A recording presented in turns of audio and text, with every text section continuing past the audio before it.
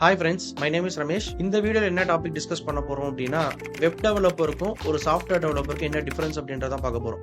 So நிறைய பேர் வந்து ஒரு ஐடி கம்பெனிக்குள்ளே போகணும்னு ஆசைப்படுறவங்க வந்து நான் வெப் டெவலப்பர் ஆகணும், அப்படி இல்லைனா சாஃப்ட்வேர் டெவலப்பர் ஆகணுன்ற மாதிரி நிறைய பேருக்கு ஒரு ஆசை இருக்கும்.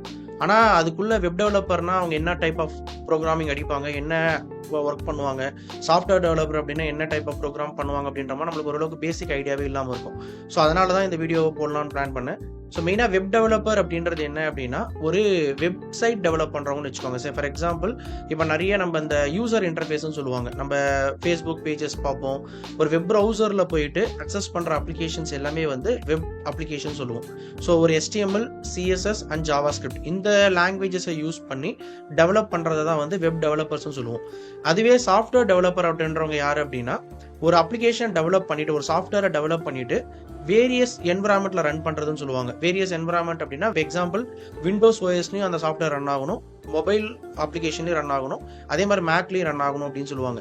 இப்போ இந்த மல்டிபிள் என்விரான்மெண்ட்ல ரன் ஆகிறதுக்காக ஒரு சாஃப்ட்வேர் டெவலப் பண்றாங்க அப்படின்னா அவங்கள தான் வந்து சாஃப்ட்வேர் டெவலப்பர்ஸ்னு சொல்லுவாங்க. ஸோ இதுக்கான லாங்குவேஜஸ் பார்த்தீங்க அப்படின்னா ஜாவா, பைத்தான், C# இந்த மாதிரி லாங்குவேஜஸ் யூஸ் பண்ணி டெவலப் பண்ணுவாங்க.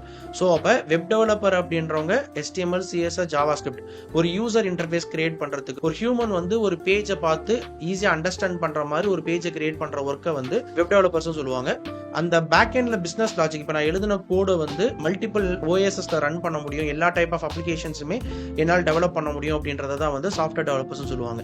இன்னும் ஒரு மீனிங் என்ன சொல்லுவாங்கன்னா, சாஃப்ட்வேர் டெவலப்பர்ஸ் அப்படின்னா மல்டிபிள் லேயரை வந்து இன்டகிரேட் பண்ண முடியும்னு சொல்லுவாங்க. இப்போ ஒரு யூசர் இன்டர்ஃபேஸாக நான் கிரியேட் பண்ணிட்டேன், மேபி மொபைல் யூசர் இன்டர்ஃபேஸாக இருக்கட்டும், இல்லை வெப் இன்டர்ஃபேஸாக இருக்கட்டும், இந்த மாதிரி ஒரு யூசர் இன்டர்ஃபேஸ் நான் கிரியேட் பண்ணிட்டேன் அப்படின்னா அந்த யூசர் இன்டர்ஃபேஸை இன்டகிரேட் பண்ற ஒர்க்கையும் நம்மளால டெவலப் பண்ண முடியும். ஒரு சாஃப்ட்வேர் டெவலப்பர்னால வந்து front and back and database இந்த மாதிரி மல்டிபிள் லேயர்ஸை வந்து கனெக்ட் பண்றதுக்கான ஒரு ஃபீசிபிலிட்டி அவங்க கிட்ட இருக்கும். ஸோ அப்போ ஒரு சாஃப்ட்வேர் டெவலப்பர் அப்படியே போயிட்டீங்க அப்படின்னா மல்டிபிள் என்விரான்மெண்ட்ல ஒரே சாஃப்ட்வேர் எப்படி எக்ஸிக்யூட் பண்ண வைக்கிறது, எப்படி இன்டகிரேட் பண்றது அப்படின்ற கம்ப்ளீட் ரோல் வந்து சாஃப்ட்வேர் டெவலப்பர் கிட்ட இருக்கும்.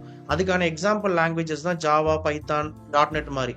இதுவே வந்து வெப் டெவலப்பர் அப்படின்றது வந்து கம்ப்ளீட்டா வந்து ஒரு ஃப்ரண்ட் அண்ட் பேஜை கிரியேட் பண்றதுக்காக, ஒரு யூசர் இன்டர்ஃபேஸ் பேஜ் கிரியேட் பண்றதுக்காக யூஸ் பண்றது. அதுக்கு தேவைப்பட வேண்டிய லாங்குவேஜ் தான் வந்து HTML, CSS and JavaScript. So இப்போ உங்களுக்கு ஒரு கிளியர் ஐடியா கிடைச்சிருக்கும். ஓகே, வெப் டெவலப்பர் அப்படின்னா இந்த லாங்குவேஜ் படிக்கணும், சாஃப்ட்வேர் டெவலப்பர்னா கண்டிப்பா ஒரு ப்ரோக்ராமிங் பேக் அண்ட் லாங்குவேஜ் படிக்கணும் அப்படின்ட்டு. ஸோ ஓப்பனிங்ஸை பொறுத்த வரைக்கும் ஒரு ஐடி கம்பெனிக்குள்ள போகணும், இது ரெண்டுத்துல எதுக்கு அதிக ஓப்பனிங்ஸ் இருக்கு அப்படின்னு பாத்தீங்க அப்படின்னா, ஸோ ஒரு பேக் அண்ட் சாஃப்ட்வேர் டெவலப்பருக்கு இருக்கிற ஓப்பனிங் தான் ரொம்ப அதிகமா இருக்கும் compared to web developer. So அதனால வந்து நீங்க என்ன லாங்குவேஜ் சூஸ் பண்ணணும் அப்படின்றத ஃபர்ஸ்ட் டிசைட் பண்ணுங்க. ஒன்று வெப் டெவலப்பரா போறீங்களா இல்ல சாஃப்ட்வேர் டெவலப்பரா போறீங்களா அப்படின்றத டிசைட் பண்ணிட்டு அதுக்கான லாங்குவேஜை சூஸ் பண்ணி ப்ராப்பரா படிச்சீங்க அப்படின்னா இது ரெண்டுத்துல ஏதாவது ஒரு டெவலப் பண்ணிட்டு ஈஸியா ஐடி கம்பெனிக்குள்ள போக முடியும். ஸோ இதை பத்தின இன்னும் டீடைல்ஸ் வேணும், இல்ல இன்னும் ஒரு ஏதாவது கைடன்ஸ் வேணும்னு நினைச்சீங்க அப்படின்னா கமெண்ட் செக்ஷன்ல சொல்லுங்க, உங்களுக்கு அப்டேட் நான் கொடுக்குறேன். தேங்க்யூ.